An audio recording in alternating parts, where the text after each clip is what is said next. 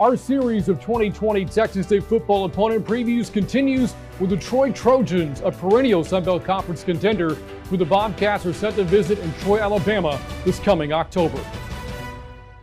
Taking a look at Troy at a glance, the Trojans are coming off of a down year.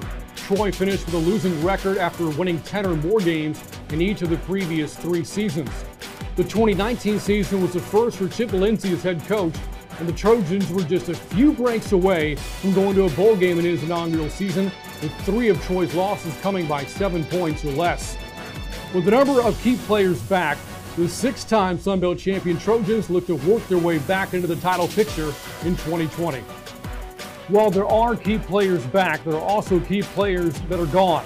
On the offensive side of the football, that includes 3 offensive linemen along with quarterback Caleb Barker.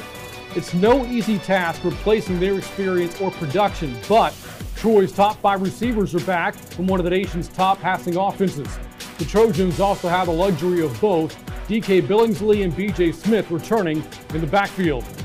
Smith, who was named preseason Offensive Player of the Year ahead of the 2019 season, suffered a season-ending injury in Troy's second game of the year. A healthy Smith and an array of weapons at receiver will help make the transition to a new quarterback a smooth one for the Trojans. When discussing Troy's defense, the conversation has to start with linebacker Carlton Marshall. Initially a walk-on to the program, Marshall has since been put on scholarship, and for good reason.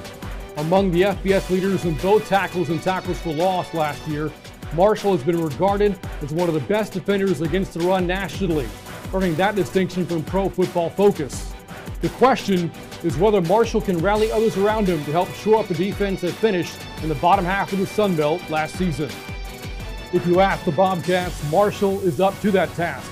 In last year's game, Marshall intercepted a pair of passes in a convincing win at Bobcat Stadium. Troy is a team that Texas State has yet to solve since the Bobcats joined the Sun Belt 7 years ago. The closest that Texas State has come to defeating the Trojans was 2 years ago, in a game that saw the Bobcat defense keep Troy out of the end zone, only to come up short in a 12-7 loss at Veterans Memorial Stadium. Troy, Alabama is the site for this year's game as well, with the Bobcats and Trojans set to face off on Thursday, October 8th, in a game that will be televised nationally on ESPNU. Until then, I'm Brant Freeman, reminding you that the comeback is always greater than the setback.